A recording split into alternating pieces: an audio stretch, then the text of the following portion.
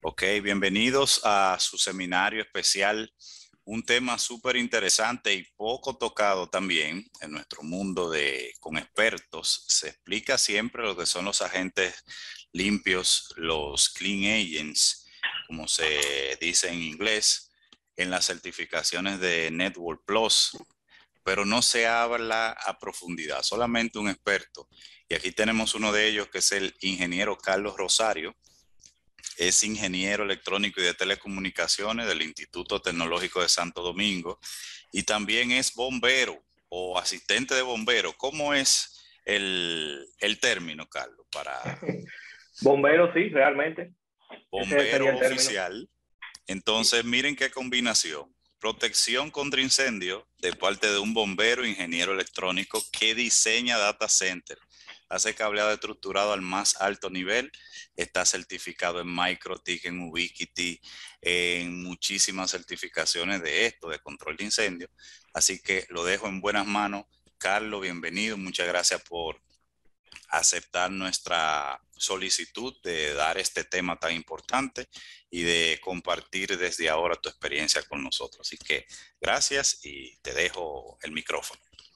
Gracias a ustedes, señores. Gracias a la oportunidad a Cano Academy y a esta fabulosa idea de la Semana Tecnológica. Esperamos que puedan seguir surgiendo iniciativas como esta y puede contar con el apoyo de nosotros para futuras entregas de esta Semana Tecnológica. Debería de hacerse esto por lo menos 2 veces al año, diría yo, algo así. O Sí, sea sí, que ya he tenido buena aceptación y la gente quiere aprender otro tema, así que si tienen una sugerencia lo pueden escribir en el chat y entiendo que en cualquier momento sorprendemos con otra semana tecnológica.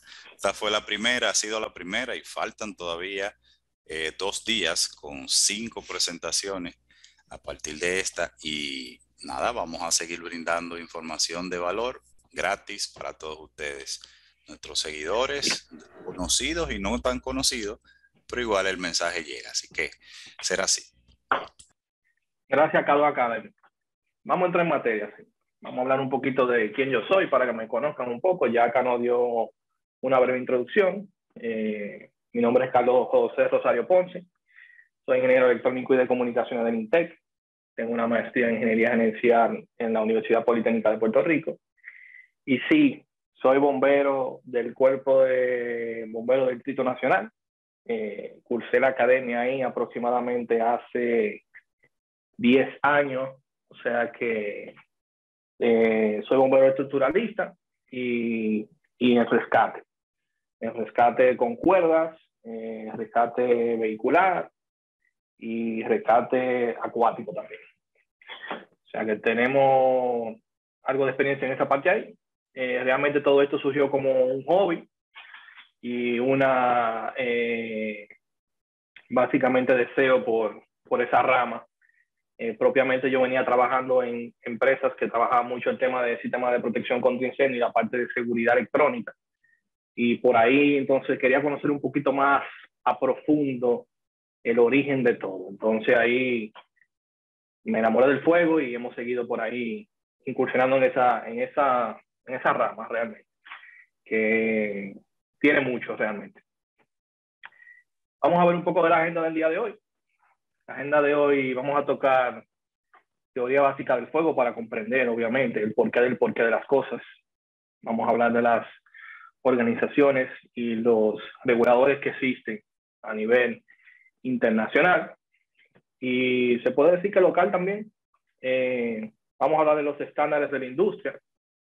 Ahí tenemos la NFPA 72, 75, 76 y la 2001. Vamos a hablar de los agentes limpios, cuánto hay, qué hacen, hay varios, cuáles son los que están dentro de la NFPA 2001, que es el estándar como tal, que regula todo lo que tiene que ver los sistemas de supresión con agentes limpios. Vamos a ver todo lo que son los sistemas de supresión de agentes limpios, cómo actúan, cómo operan. Vamos a hablar de los cálculos hidráulicos y todo lo que tiene que ver con el diseño de los sistemas de supresión de agentes limpios. Entonces, básicamente, ¿qué es el fuego, señor? El fuego es una reacción química que se da entre un combustible y un oxidante, en este caso es el oxígeno, obviamente nosotros tenemos en el medio ambiente, que desprende esa reacción, energía en forma de luz y calor.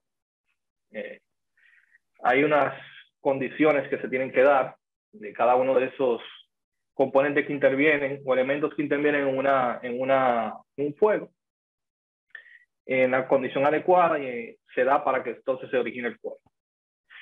Tenemos los elementos que son básicos y necesarios para que se produzca un fuego. Desde muy pequeño nos han hablado que el triángulo del fuego, para que se pueda generar un fuego, es el calor, el combustible y el oxígeno. Estos son la base, la química básica que nos enseñaron a nosotros. Pero recientemente se ha colado un nuevo término dentro de un nuevo elemento que entra en juego en la parte del fuego, y es la reacción en cadena. La reacción en cadena es lo que mantiene como tal el fuego, que se prolongue por el tiempo que obviamente estén los otros agentes o elementos interactuando. O sea, si quitamos la reacción de cadena, el fuego no se mantiene, básicamente.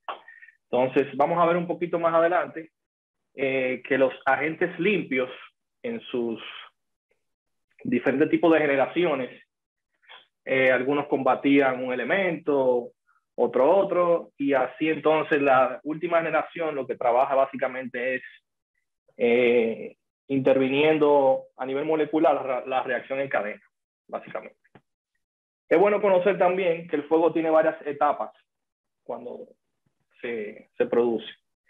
Tenemos una etapa inicial, que es la etapa incipiente, que es donde el fuego básicamente arranca, tiene una poca temperatura, y el tiempo, la línea de tiempo es realmente corta.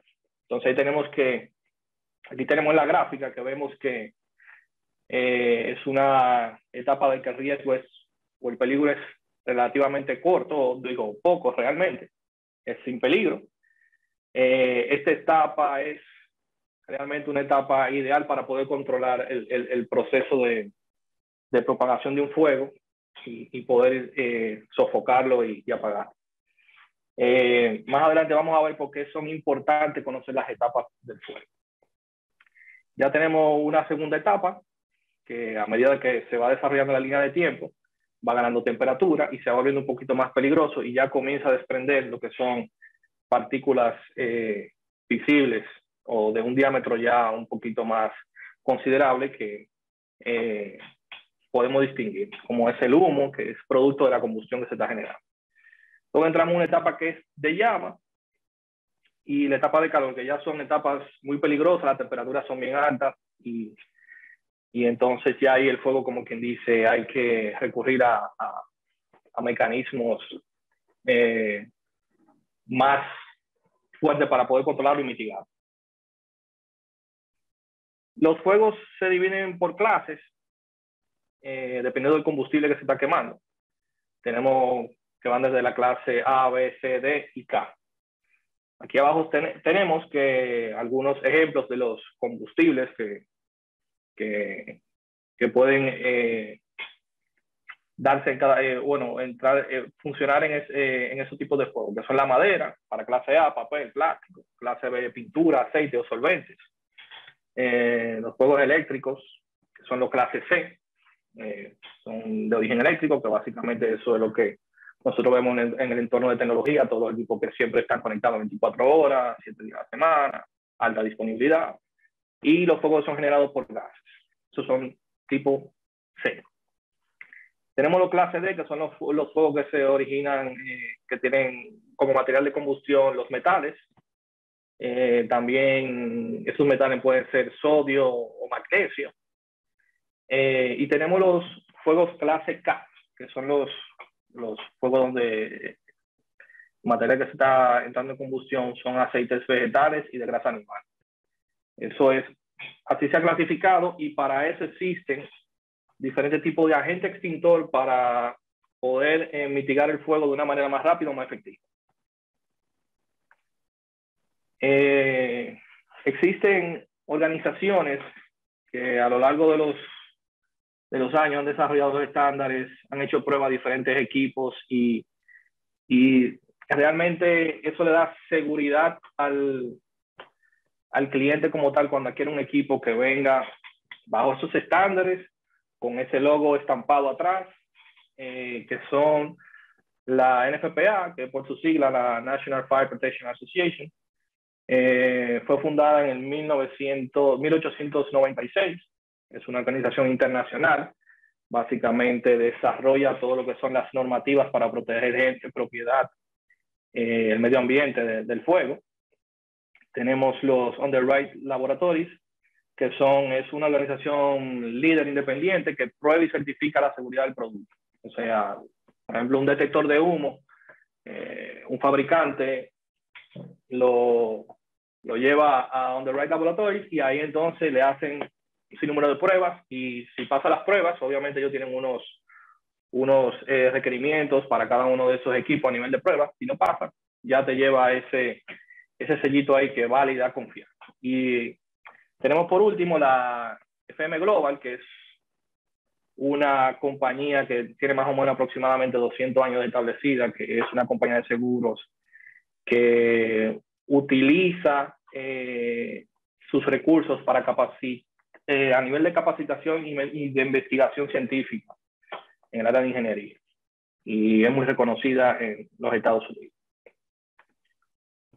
Los estándares que tenemos, o que vamos a hablar en el día de hoy, son estándares basados en la NFPA. Tenemos el 72, la NFPA 72, que es el Código Nacional de Alarmas de Incendio y Señalización. Esto básicamente habla de cómo deben ser instalados los sistemas de detección de incendios y cómo deben ser instalados los mismos.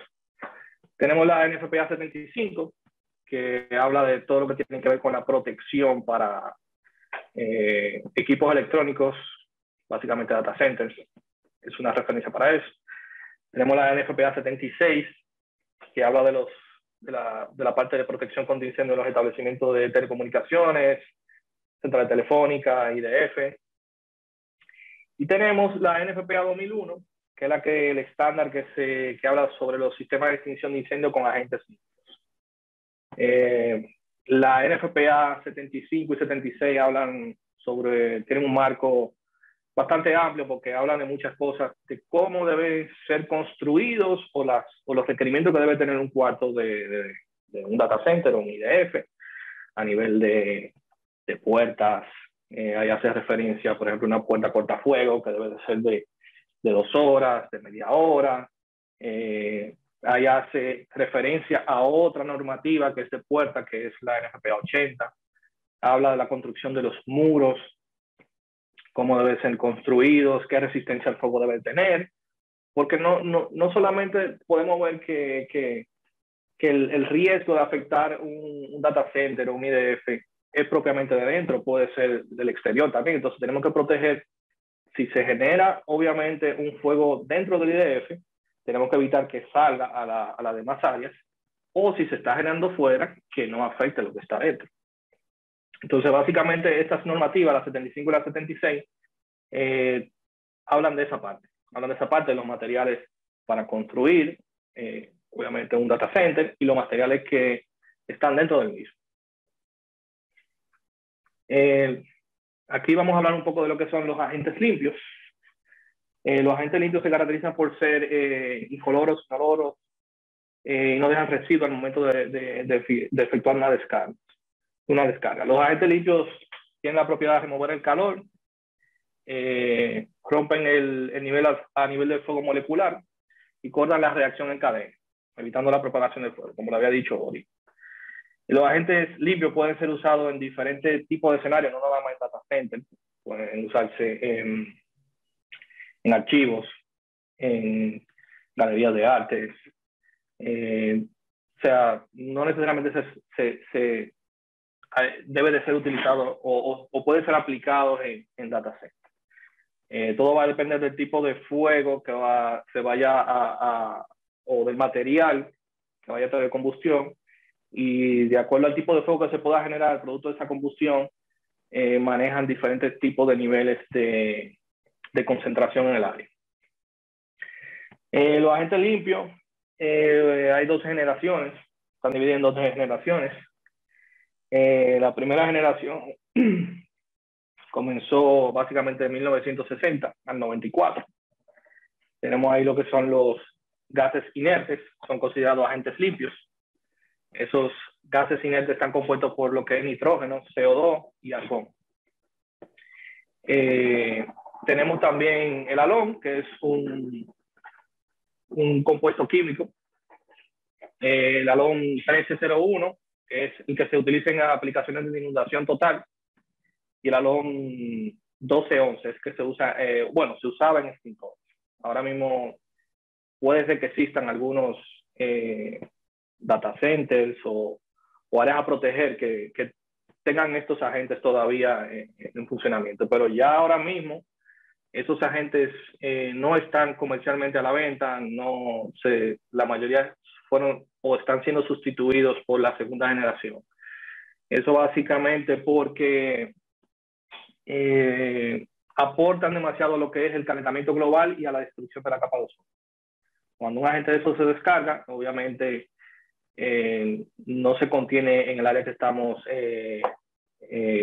protegiendo, sale al ambiente exterior y entonces ahí ya, por su propiedad que tiene, no es tan fácil que pueda, obviamente, perderse en el ambiente, o sea, va y ataca a otras áreas, como es la capa de ozono y el calentamiento global. El halón 1301 es realmente el mejor químico desarrollado, gaseoso, para la protección contra incendios. No hay otra cosa que sea más efectiva y mejor que el halón 1301.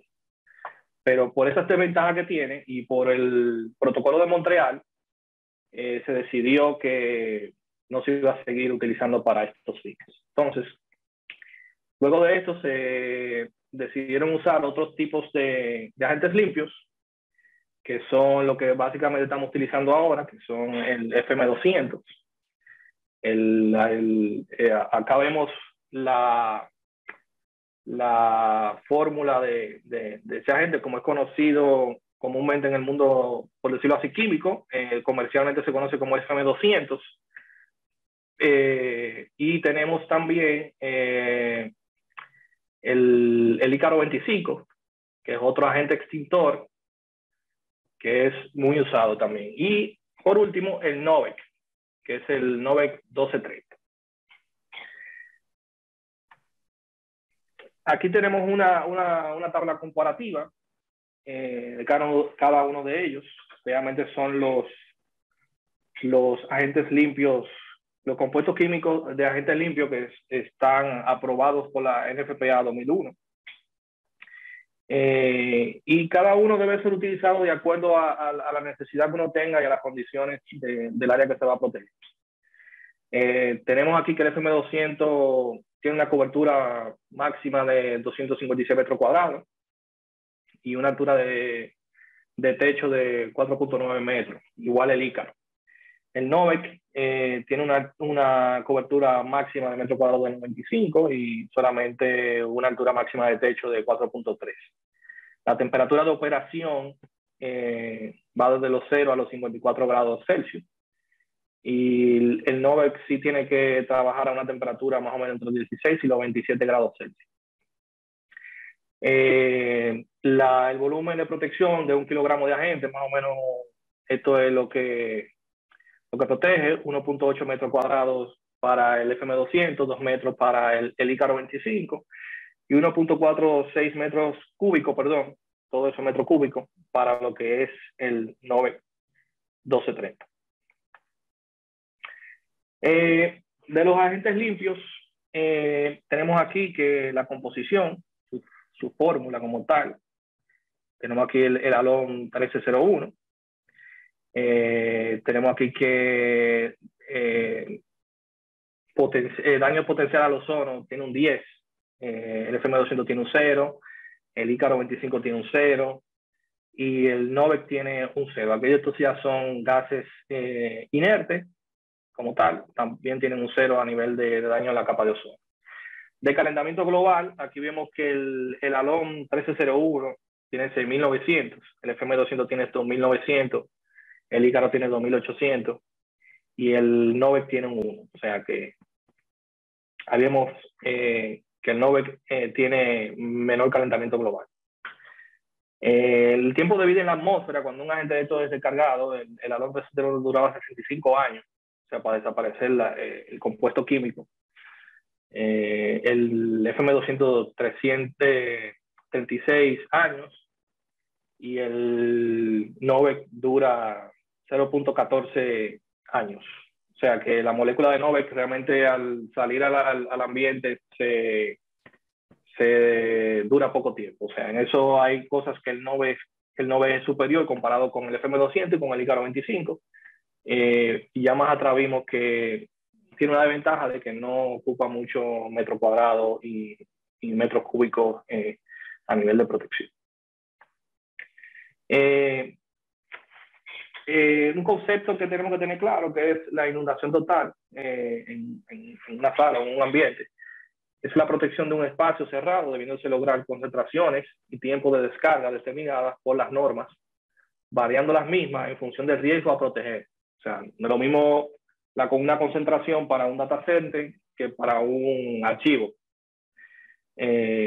Como le dije en otras ocasiones, podemos utilizar el agente limpio para diferentes tipos de riesgos, proteger diferentes tipos de riesgos.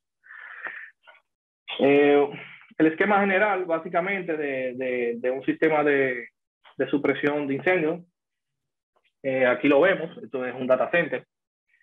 Tenemos que el ítem número 1 es la parte de detección, en este caso un sistema de detección de alerta muy temprana. Esto es un sistema que comúnmente la marca que más se comercializa es Vesda. Es un sistema de aspiración, un detector de humo de aspiración, es como una pequeña aspiradora que va tomando muestra del aire y la va analizando. Entonces, de acuerdo a la programación que uno le dé en el equipo, puede actuar y dar una alerta en las diferentes etapas del fuego, como lo vimos ahorita. Tenemos que la parte, el ítem número 3 del sistema son las boquillas, que es por donde sale el gas como tal. Y la tubería que vemos que va por aquí, toda esta parte hasta llegar al filtro conectado. Tenemos ya lo que el número 4, que es un detector de humo tipo spot, puntual, como es llamado, que también va conectado al panel principal. Tenemos el número 5, el ítem número 5, que es la parte de notificación, visual y sonora. Notifica obviamente en las diferentes etapas en que el panel de control se encuentra para que la persona encargado del sistema pueda saber cómo reaccionar. Tenemos el ítem número 6, que es el panel de incendio, de supresión de incendio. No es lo mismo un panel de detección de incendio convencional que usamos para un edificio comercial que para estos tipos de aplicaciones.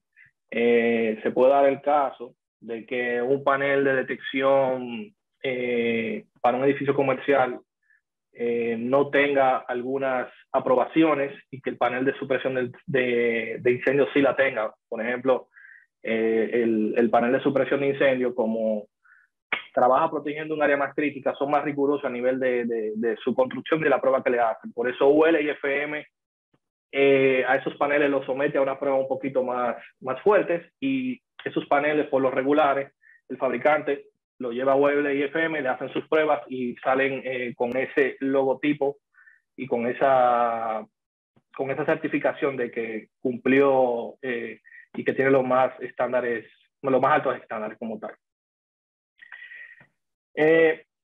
Aquí más o menos vemos la parte de detección de incendio en un sistema de supresión. Habíamos hablado de las diferentes etapas del fuego.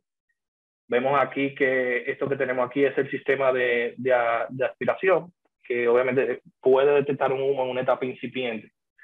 O sea, yo no sé si ustedes han tenido la oportunidad de poder estar cerca o ver cómo un equipo se sobrecalienta y un transistor o un IC cuando se calienta, realmente tú no ves que desprende mucho humo, porque realmente es es un, es un dispositivo bastante pequeño y no desprende una gran cantidad de humo, pero sí genera partículas que el beta, en este caso, o el sistema de detección muy temprana, puede detectarlo y darle una alerta a las personas o al operador. Ya en una etapa de humo visible, pues entonces ahí entrarían en función lo que son los detectores ya tipo spot convencionales. Ya en una etapa de fuego entrarían otros tipos de detectores como detección de flama. Y ya en una etapa número 4 de calor intenso, pues entonces ahí se activaría como tal lo que es un rociador, un sprinkler. Bueno, aquí tenemos un fuego que se está generando en este rack que tenemos aquí, en este gabinete. Obviamente el sistema de aspiración se da cuenta de que hay un nivel de humo. Vemos aquí cómo se va dando una alerta, envía una prealarma al panel de supresión contra incendio, diciendo que hay una alerta. Ese panel reporta a un panel que es el panel del edificio, donde ya se recibe la alarma. Se da una alarma visual sonora de que algo está ocurriendo dentro del data center. Automáticamente la parte de aire acondicionado está integrada con el panel de incendio y hace una reducción de los CFM para que el humo no siga propagándose en el cuarto. Ahí entra en acción el segundo detector de humo que está aquí, y entonces da la alerta como tal para activar el sistema de voceo del edificio, indicando de que hay un evento que está ocurriendo. Enciende la luz de no entrar al área para notificar de que se va a haber una descarga. Y luego de que pasa un tiempo de delay, o sea, tiene un tiempo de delay el sistema para descargarse, la descarga se produce. Todo esto es para que obviamente el operador pueda tomar acción de abortar si no es algo que es un incendio confirmado. Ahí vimos que los dampers que pueden funcionar para sistemas de ventilación de emergencia deben de actuarse también y cerrar para que el agente extintor no salga del data center o del área que se está protegiendo, para mantener el mayor tiempo posible la concentración del agente extintor en el área. Consideraciones para el diseño, señores. Debemos de identificar el tipo de riesgo que vamos a proteger, ya sea, como le dije, puede ser un almacén con papel, con un papel de archivo, puede ser un data center. Tenemos que tener claro las dimensiones del área a proteger cuando vamos a hacer un diseño. Pues tenemos que calcular el volumen que vamos a proteger. Si tiene piso falso, si tiene techo falso, cuáles son sus dimensiones en esas áreas, porque tenemos que hacer descarga en esas dos áreas, ya que por lo regular en el falso piso, como vemos en la foto aquí, cruzan cables de bajo voltaje y cables eléctricos como tal. Entonces debemos hacer descarga en la parte baja del piso, obviamente en la parte donde se encuentran los servidores, y sobre el plafón en dado caso de que sea un área plena. Muy importante determinar la temperatura que va a operar el área donde vamos a proteger. Por lo que vimos, hay agentes que no son adecuados en ciertas áreas o sea, trabajan en un rango de temperatura, que si sale de ahí ya la gente no es efectiva. O en dado caso, pudiera necesitar una concentración más alta de agentes o menor. Determinar también si el área que se va a proteger está sobre el nivel del mar, por un tema también de la presión que se va a manejar con el cilindro, y eso se ve afectado por la altura. Tenemos que validar también el recorrido que va a hacer la tubería, porque tiene una limitante el sistema de qué tan lejos puede transportar el agente extintor. Y la ubicación del cilindro, dónde se va a colocar. Hay un tema que tenemos que tener pendiente cuando diseñamos sistemas de inundaciones totales para data centers y otros tipo de área que se van a proteger. Y es que, dependiendo del tipo de agente que utilicemos, la NFPA 2001 tiene una tabla de qué tanto ellos, qué nivel de concentración el ser humano presenta o no presenta algún tipo de efecto secundario. O sea, aquí tenemos una tablita donde nos muestras. Primero vamos a ver lo que son esto, el NOAEL o el LOAEL, que básicamente es el término para nivel de efectos adversos no observables. O sea, una persona expuesta, por ejemplo, al Ícaro 25 en un nivel de concentración de 10% no va a presentar ningún tipo de efecto observable. O sea, si hay una descarga, hay una gente que está dentro del cuarto del data center, y obviamente la concentración que se determinó para ese cuarto es por debajo del 10%, no va a pasar ningún tipo, no va a tener ningún efecto, qué sé yo, puede darle comezón, se le pueden irritar los ojos, ese tipo de cosas. Ya si es mayor al 10%, sí puede presentar algún tipo de situación. Aquí tenemos otros agentes que están en la normativa, pero básicamente el FK 5.11.2 ese es el Ícaro, el HFC 1.25 es el NOVEC, tenemos una concentración de 7.5, y para el NOAEL y para el LOAEL tenemos un 10%. Y para el FM200, que es el HFC 2027, 9% y 10.5%.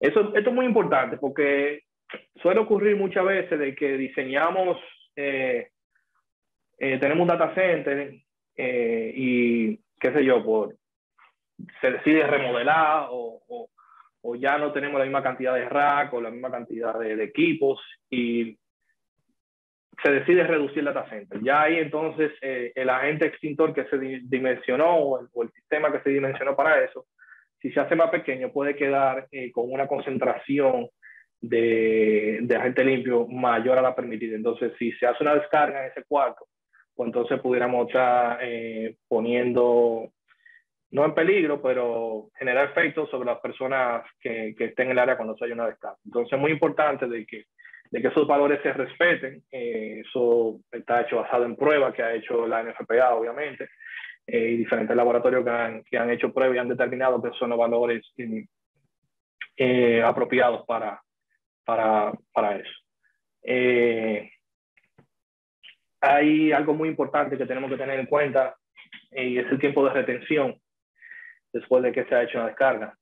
El tiempo mínimo de retención que debe de haber en un cuarto a nivel de la normativa es de 10 minutos. O sea, se debe de lograr ese tipo de retención de la gente. Obviamente no todas las áreas son herméticamente, no son herméticas full. O sea, siempre hay una fuga que tiene el cuarto. Entonces, hay que verificar ese tema bien. La retención, obviamente, si hay alguna, el cuarto no es hermético, tiene fugas, pudiera por un lado entrar el área y por otro lado tener la fuga como tal. El aire obviamente va a entrar y va a presionar el agente extintor y obviamente porque es más denso y el aire es menos denso, entonces ya ahí lo empuja y lo va sacando del cuarto que se está protegiendo, del área que se está protegiendo. Para eso es bueno hacer lo que se llama la prueba de hermeticidad. La verdad que se hace muy poco. Esto básicamente se conectan unos ventiladores con un software computacional donde ahí se verifica qué capacidad de hermeticidad tiene el cuarto. Y se hacen, obviamente, pruebas donde validando de que el tiempo mínimo de retención sea de 10 minutos y que el nivel de concentración no baje de un 85% de la que fue diseñada, pues en esos 10 minutos. Esa prueba debe de realizarse una vez cada 5 años, o cuando se realicen cambios en el área, porque por lo regular estos tipos de ambientes, un data center o un IDF, siempre estamos haciendo instalaciones nuevas o agregando algunos componentes al área.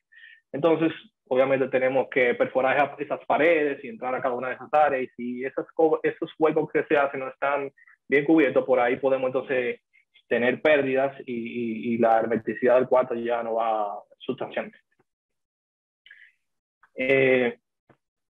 Por lo regular cuando uno hace un diseño, hay un cálculo hidráulico que se realiza donde se introducen las dimensiones del cuarto, donde se toma en consideración si tiene el volumen del falso piso, el volumen sobre plafón, y esto se introduce en un software, donde ese software hace una simulación de cómo va a actuar el sistema en esa área. La normativa también dice que el sistema de supresión con agente limpio debe ser descargado en menos de 10 segundos. Y con ese software se verifica todo eso, se hacen todos los cálculos y te da un reporte como tal. Le voy a mostrar un reporte de cómo se ve. Esto debe de entregársele al cliente, de cómo debe de ser esta prueba hidráulica que se entrega. Esta prueba hidráulica fue hecha con Novec, con el agente extintor Novec. Aquí tenemos el nombre químico del agente. Se llena de información sobre el área, descripción, todo eso. Se pone aquí el tipo de agente que va a proteger el área, la longitud, el ancho, el alto, la temperatura que entendemos que va a estar el cuarto, la humedad relativa, la altitud, el nivel de concentración mínimo. Todo eso se parametriza en el software y te da un total de agentes requeridos. Aquí tenemos que son 21 kilogramos. Eso estamos hablando de 40 y pico de libras más o menos en este caso Novec, que es el que estamos utilizando para eso. Esto es un diseño bastante sencillo, donde no estamos protegiendo ningún tipo de falso piso ni techo, solamente estamos protegiendo el área donde están los gabinetes.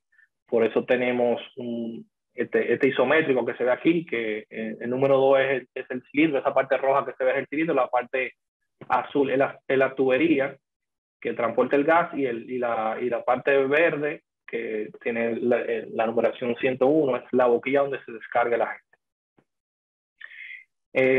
Todo eso da un reporte de la data que se le introduce, la longitud de las tuberías, y lo que recomienda el software, una tabla de resultados que son las dimensiones, el diámetro de la tubería. Aquí tenemos que debe ser de 25 milímetros, que es una tubería que entiendo que es de media pulgada, 3/4. Y el calibre de la tubería, que debe ser un calibre de tubería Schedule 40, en los recorridos que vimos aquí arriba. Esto está diciendo dónde comienza, que es en el punto 1, y termina en el punto 2. Entonces, así mismo debe de ser instalado este sistema cuando se va. Desde el punto 1, desde el punto 2 que está aquí hasta el punto 3, tenemos que cumplir con lo que dice aquí, porque si hacemos algo que es diferente de aquí, el sistema no va a operar correctamente al momento de haber una descarga. Aquí te dice en la parte de abajo el tiempo de descarga, que fue obviamente por debajo de los 10 segundos, que es lo que pide la normativa. Entonces esto debe de entregárselo al cliente, y así se debe de hacer la instalación del sistema de supresión con agente limpio. Bueno, aquí vemos un cuarto, un data center, que se van a hacer, como le digo, tres simulaciones. Esto fue para el nivel de tener un registro de cómo es la efectividad de cada uno con otro. Obviamente la marca que estamos viendo aquí es una marca que se llama Kide, que es una marca del sistema de supresión de incendios y detección de incendios. Vamos a ver ese es el panel como tal que se instala, el panel de detección de incendios, de supresión de incendios. Esto es, como le digo, un área de prueba. Vamos a simular que en uno de los gabinetes se está generando un conato de incendio y vamos a ver a comparar esos tres métodos de mitigar el fuego. Tenemos aquí en el data center, tenemos instalado lo que son un sistema de aspiración, tenemos los detectores de humo y tenemos el sistema de agente limpio y también tenemos los rociadores. Cabe resaltar que yo no le dije a ustedes inicialmente que por lo regular los sistemas de detección de incendios se hace en la parte de detección una cosa que se llama zona cruzada. Y es que para que exista una descarga tienen que darse dos condiciones de un sistema de un detector como tal, ya sea un detector tipo spot puntual o de un detector de aspiración, para que el sistema comience el conteo regresivo para la descarga. Si se activa uno solo, va a dar la alerta, pero no se va a activar. Para eso tiene que darse la condición de que se active uno y luego se active el otro, y ahí entonces comienza el conteo regresivo para que el sistema comience su fase de descarga. En esa fase de descarga, obviamente, el sistema puede ser abortado si se hace el procedimiento adecuado. Aquí vemos a los bomberos que están simulando que un servidor entró en combustión. Vamos a ver el tema del sistema primero el sistema de agente limpio, vemos cómo se descarga, cómo la temperatura comienza a bajar, la temperatura dentro del gabinete comienza a bajar bastante rápido. Y en menos de 3 minutos ya el incendio está apagado. Y ese sitio queda operativo, simplemente habría que sacar el equipo que estaba dañado y reemplazarlo y ya quedamos operativamente bien. Aquí vemos una comparación de lo que es el agente limpio y el sistema de rociadores automáticos en el mismo lapso de tiempo. Vemos aquí que tenemos 3 minutos y 35 segundos. La temperatura dentro del gabinete anda por los 80 grados Celsius y ya con un sistema de rociadores, todavía el sistema no se ha activado porque no ha alcanzado el punto necesario para romper el dispositivo que retiene obviamente el agua. Y miren la temperatura, ya como hemos visto en la etapa del fuego, ya cuando el fuego llega a una temperatura muy alta, es un poquito difícil de controlar, la verdad, porque la radiación que genera eso ahí, para una gente entrar y apagarlo es bastante incómodo, a menos que sea una persona que tenga una buena capacitación como tal. Miren ahí ya el mismo tiempo, luego de haber pasado 10 minutos, con el sistema de agente limpio ya eso se descargó y miren que ya el fuego está mitigado aquí, y entonces todavía aquí tenemos a los 10 minutos con un sistema de rociadores convencionales, tenemos una temperatura de 273 grados Celsius y mire cómo va eso ya, o sea, se ve un poquito fuerte el fueguito ahí. Otra cosa es que la visibilidad se pone nula. Vemos ahí que para una persona poder entrar al área y apagar eso bastante difícil. Luego, realmente el fuego se apagó dentro de un gabinete porque el bombero entró con un extintor manual y lo apagó. Todavía se tapa el sistema de rociadores automáticos, no llegó ni a entrar en función porque el fuego está contenido dentro de un gabinete. Para que pueda activarse el sistema de rociador, tiene que llegar ese calor arriba al rociador y no llegó. Al final lo activaron a modo de prueba, pero miren lo que generó el agua, generó daños en los equipos que teníamos ahí.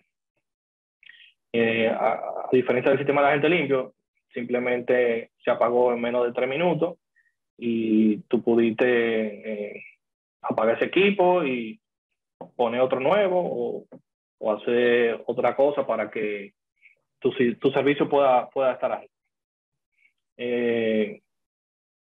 Esa es la ventaja de uno de esos. La verdad es que el sistema de rociador automático está orientado más a proteger la infraestructura, todo lo que tiene que ver con el edificio, y las personas.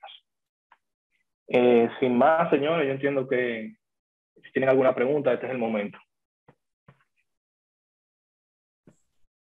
Sí, le damos entrada ya a la sesión de preguntas. Yo tengo una, Carlos. Más o menos, ¿cuánto cuesta llenar los tanques de agente libre?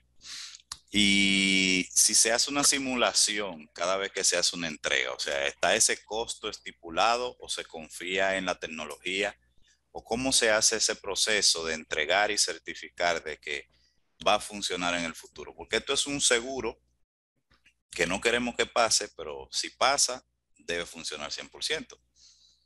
Claro, mira, si se hacen pruebas, el cilindro lleva conectado lo que es un cabezal de activación, que es básicamente como una válvula solenoide que va conectada al cilindro, y esa válvula solenoide lo que rompe es un sello que tiene el cilindro. Entonces, se pueden hacer pruebas de conectando esa válvula que tiene el cilindro, se pone a un lado, y ahí se puede entonces simular una activación, ya sea a través de los dispositivos de iniciación o de los detectores que se tengan ahí, y se simula. Realmente me pasó un caso así que una persona quería hacer una simulación real de descargar un agente dentro del cuarto. Y la verdad que no lo llegamos a concretizar porque es algo bien difícil. De hecho, aquí en República Dominicana, sí y no, hay centros de recargas de agente limpio. Depende del tipo de agente limpio que se esté utilizando en el área, puede haber recarga. Adicional a eso, con el tema que ha ocurrido últimamente, sabemos que hay mucha escasez a nivel mundial de muchos equipos electrónicos, también el agente extintor está súper retrasado. Entonces, yo entiendo que la mejor forma, y como nosotros lo hacemos, la prueba de los sistemas, es obviamente desconectando el cabezal, haciendo las pruebas del lugar para ver que la válvula se la desactiva, y ya con eso, pues entonces entiendo que debe ser más que seguro para que el cliente esté conforme con esa prueba que se está haciendo. La verdad es que descargar un sistema de eso es un costo, estamos hablando de que oscila, puesto en Miami, anda un cilindro, depende de la libra que tenga el cilindro, estamos hablando de unos $3,000 a $4,000 más o menos. O sea, en ese rango andaría. Depende obviamente de las libras que tenga la gente. Y eso es puesto allá, o sea, hay que calcular flete, aduana, todo ese tipo de cosas. Entonces, a veces a mí me da cosas, porque la mayoría de las veces que un sistema de eso de verdad entra en función es por error humano, señores.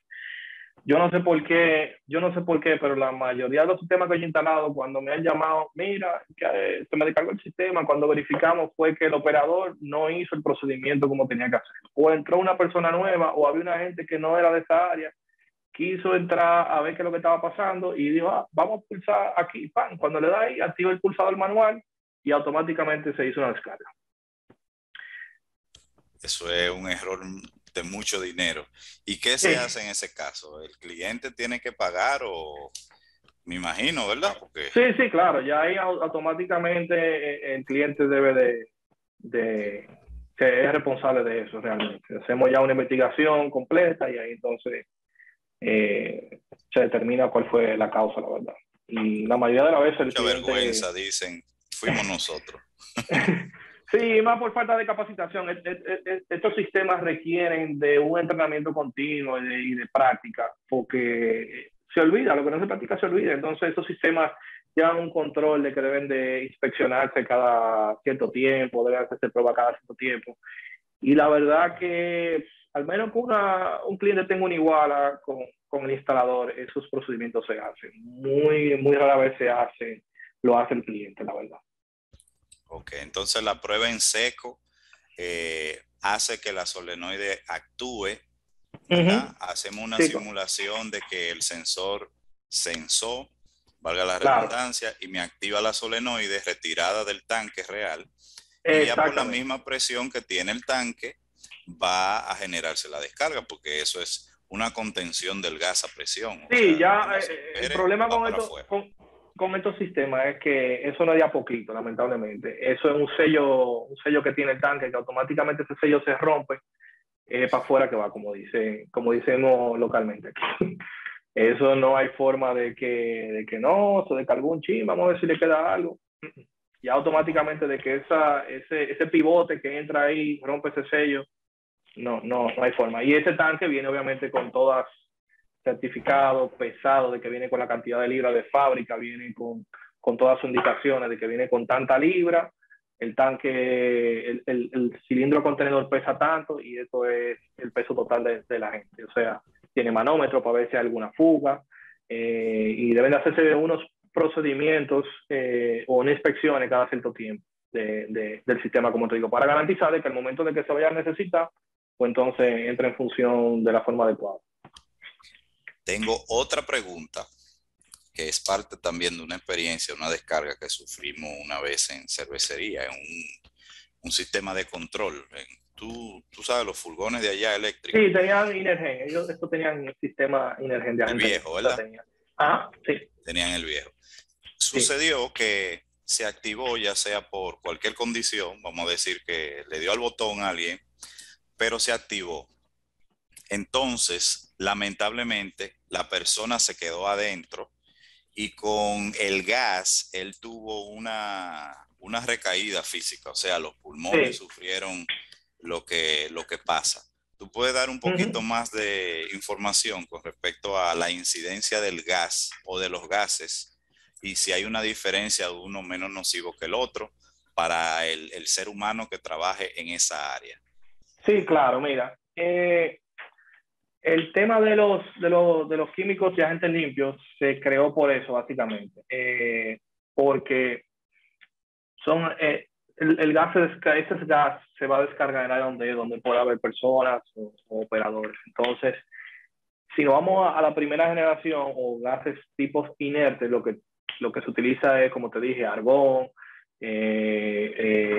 CO2, porque realmente no son áreas que debe de haber personas siempre. O sea, tal vez en ese caso puntual donde que tú mencionas, era un cuarto de control, un switchgear, donde ahí simplemente hay control eléctrico y no hay necesidad de tener un agente, obviamente, como Nove, Kícaro, FM200, porque no es un área que está siempre atendida por o hay un personal de él. Entonces, obviamente, los gases inertes, que estamos hablando de dióxido de carbono, de CO2, estamos hablando de argón, son gases que son bien económicos.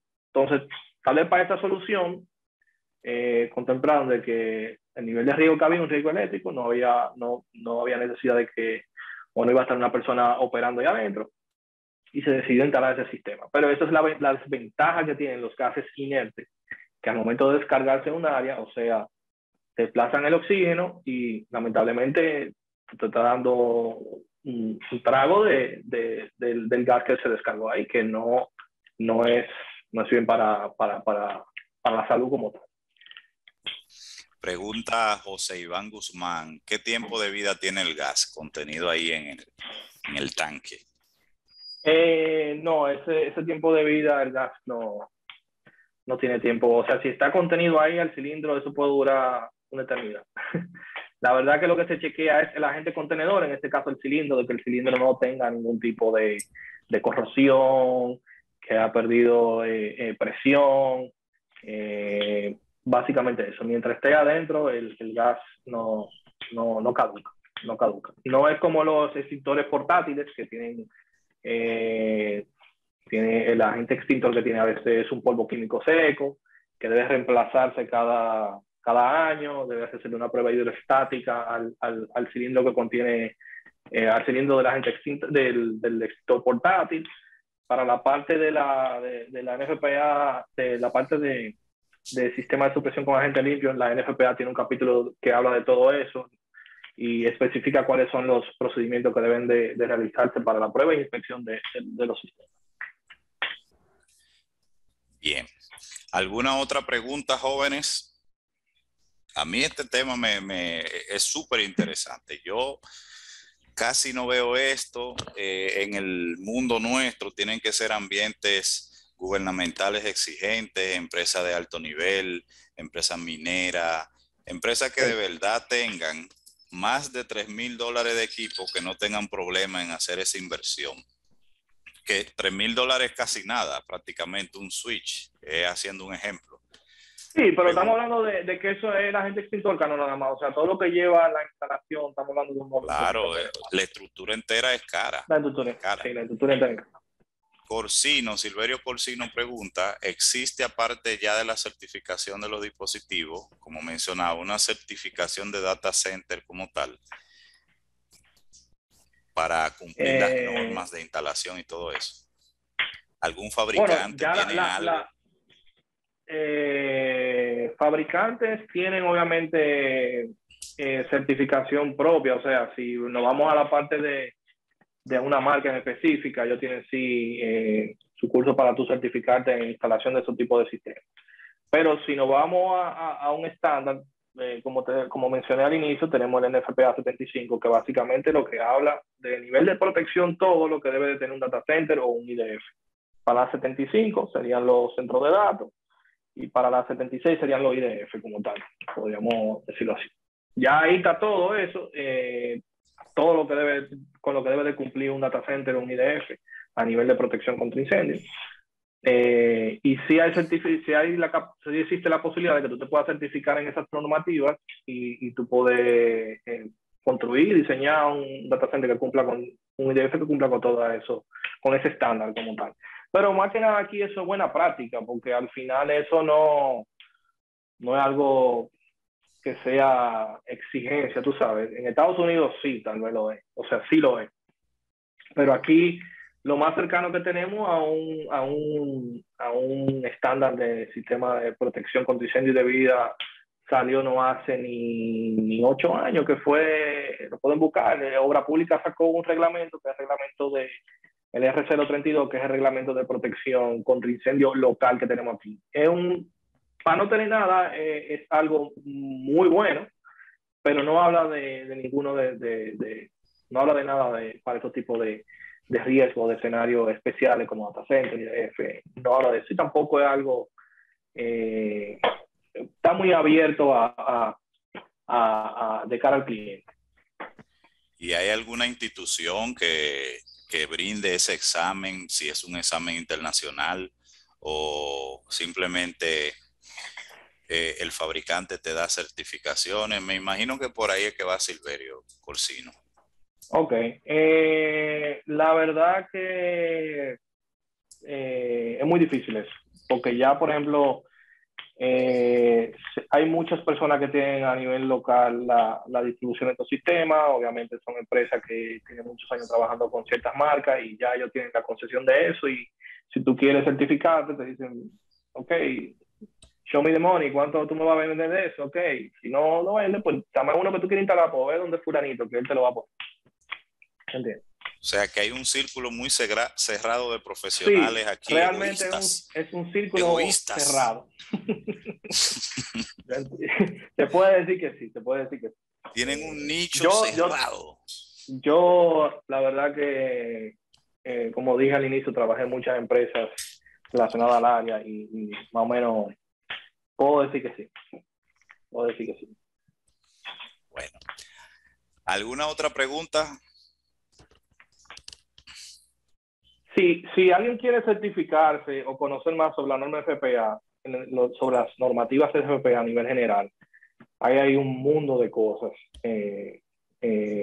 Yo mencioné 4 que son de las que estamos tocando hoy, pero hay el código eléctrico, que es el FPA 70, que hay mucha tela por donde cortar ahí. Está el FPA 101, que es la de seguridad humana, que básicamente habla de todo lo que debe tener un edificio para proteger la vida de una persona y el edificio.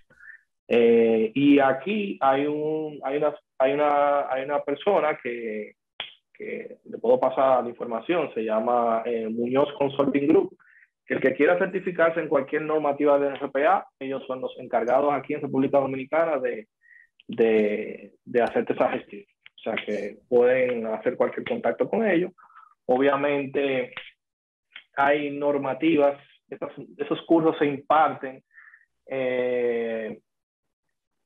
por quórum, o sea, no se dan siempre, y hay algunas normas que tal vez tú no puedas tomar esa capacitación o esa certificación aquí porque no es de mucho interés y tendrías que irte ya a otro país, México, Estados Unidos, a tomar ese tema.